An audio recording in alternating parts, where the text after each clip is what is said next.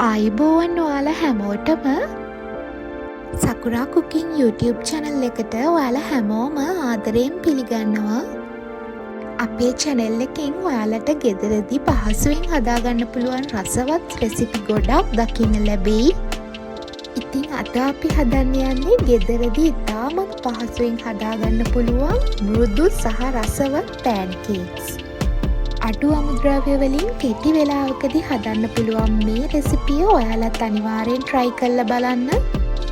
එහෙනම් අපි වීඩියෝ එක පටන් ගමු. මුලින්ම පිරිසිදු බෝල් එකකට බිත්තර එකක් දාගන්න.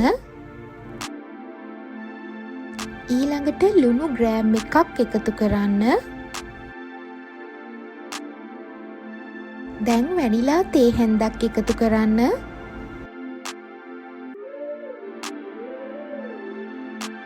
ඊළඟට සීනි කප් 4න් එකක් එකතු කරන්න. ඊළඟට කිරි කෝප්ප භාගයක් එකතු කරන්න.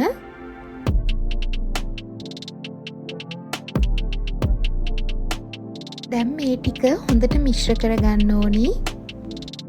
විස්ක් එකක් භාවිතා කරලා හොඳට මිශ්‍ර කරගන්න. දැන් පිටි කෝප්ප එකක් එකතු කරන්න.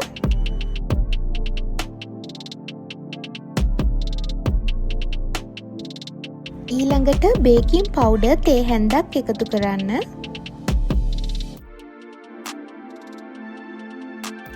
දැන් කැට නැතිව ස්මූත් බැටර් එකක් එනකම් හොඳට මිශ්‍ර කරගන්න.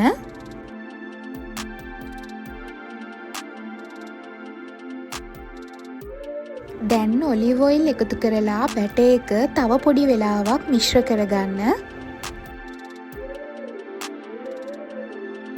ඔයාලට ඔලිව් ඔයිල් නැත්නම් පිරිසිදු පොල් තෙල් මේස හැන්දක් භාවිතා කරන්න පුළුවන්. දැන් පෑන් එක මධ්‍යම උෂ්ණත්වයට රත් කරගන්න. බැටර් එකෙන් ටිකක් පෑන් එකට දාලා බුබුලු එනකම් පිසගන්න. මේ වගේ පෑන් කේක් එකේ බුබුලු දාගෙන එද්දිම අනිත් පැත්ත හරවලා විනාඩි 1ක් 2ක් වගේ පිසගන්න. එහෙම කරගෙන ටිකෙන් ටික පෑන්කේක්ස් ඔක්කොම හදාගන්න. මම ඔයාලට තව පොඩි ටිප්ස් ටිකක් දෙන්නම්. පෑන් එක ගොඩාක් කුණු කරගන්න එපා. එහෙම වුණොත් පෑන්කේක්ස් කර වෙන්න පුළුවන්. බැටර් එක ගොඩාක් ඝනකමට ආවොත් ඔයාලට පුළුවන් කිරි ටිකක් එකතු කරන්න. අපි පෑන්කේක්ස් හදන්න කලින් විනාඩි 5ක් බැටර් එක වහලා තිබ්බොත් අපිට soft pancakes හදාගන්න පුළුවන්. ඉතින් ඔයාලා මේ පොඩි ටිප්ස් ටික ෆලෝ කරොත් ඔයාලට pancakes restaurant quality එකට හදාගන්න පුළුවන්. දැන් තමයි හොඳම කොටස තියෙන්නේ. ඒ තමයි අපි මේක සර්ව් කරන එක. ඔයාට පුළුවන් මේකට පැණි භාවිතා කරන්න. ඒ වගේම මේපල් සිරප්, නැවුම් පළතුරු, කෙසෙල් ගෙඩි, ස්ට්‍රෝබෙරි ඇඩ් කරගන්න පුළුවන් ඔයාලට. පොඩි අයට සර්ව් කරනකොට චොක්ලට් සිරප්, නියුටෙලා වගේ දාලා ස්පෙෂල් ට්‍රීට් එකක් විදියට දෙන්න පුළුවන්. ඉතින් මේ පහසු සහ ඉතාමත් රසවත් රෙසිපි එක ඔයාලත් අනිවාර්යයෙන්ම try කරලා බලන්න. මේ වීඩියෝ එකට ඔයාලා කැමති නම් like කරන්න.